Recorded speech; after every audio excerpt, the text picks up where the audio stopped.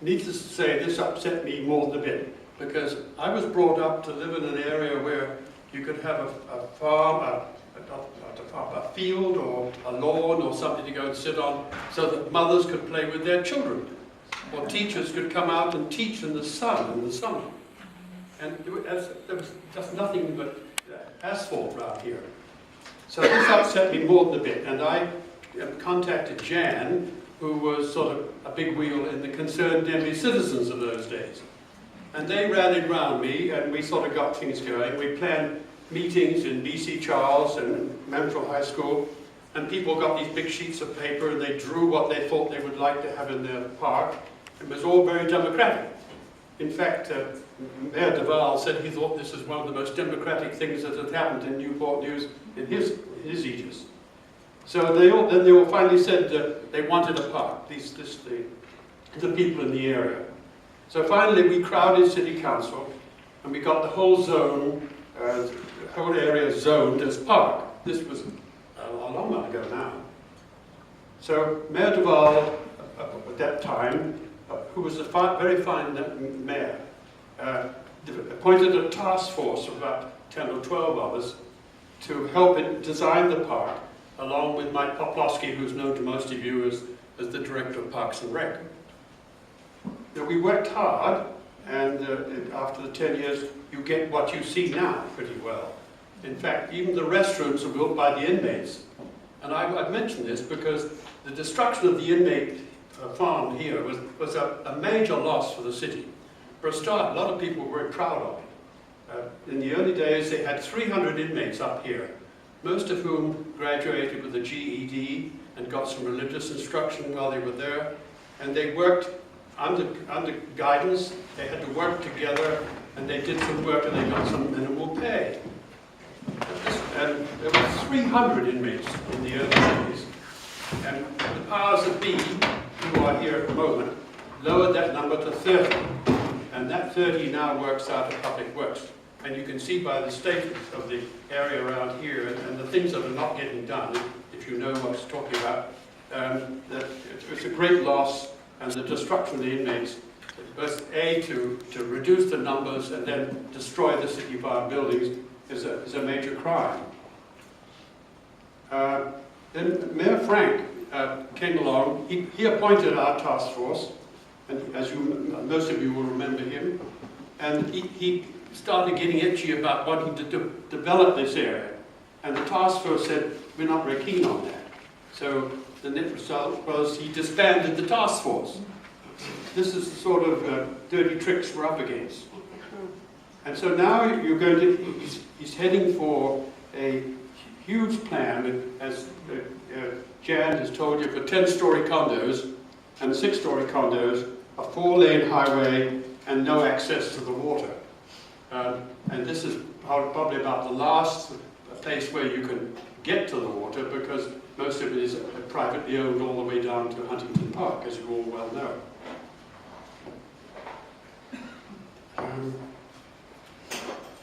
Mike Poplowski and I have fought on with reducing funds since those days.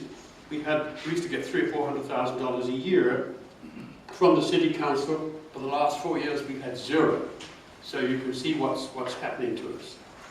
The barn, after years of hurricanes, etc., suddenly 2 holes appeared in its roof. The front door was stoved in, and the windows were broken. This, of course, just happens.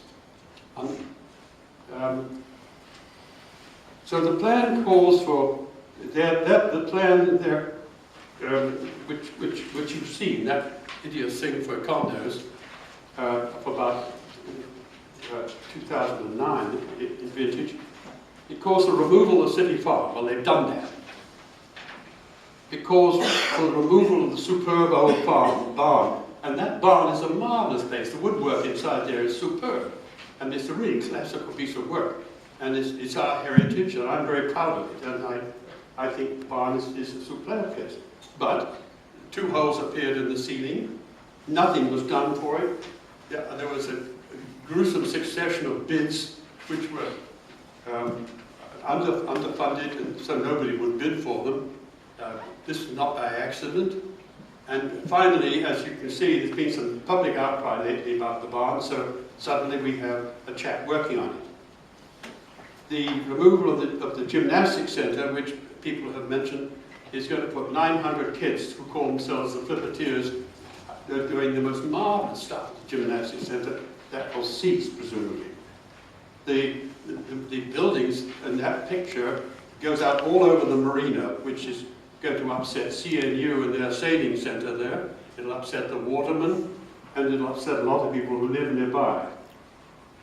So we're now in a holding pattern, holding forth with greed and dirty tricks going on, and I hope you will all sign Adrian's email list, which he's got out there, so that he can call you in when we need you at the City Council meeting, which you know is in the big building downtown. So sign that, so he can mobilise you when he needs you for the public meetings, because the first meeting they've got to change the zoning. You can't build on a thing that's zoned as park. So we have to have a public meeting. Now, the dirty tricks may sidestep the meeting in public meetings, so we need to have a real row. Because what will probably happen is in a workshop meeting, certain people will suggest that the city park be zoned from park to conditions for building, and it will be voted on, but without any further thought. We've got to stop that, and so that there's no permission. The next one will have to come when they have to get permission to build on our Riverview Farm Park. So we need you to rally around and create hell, all due respect. This is a desperate situation, and you're up against major greed and very dirty tricks. And there are certain people, I don't think I better name names, but I can tell you a whole lot of names who are up against us in this game. So thank you very much, and I'm glad you all turned out, and I hope you all will sign on so that Adrian can call you in when he needs you.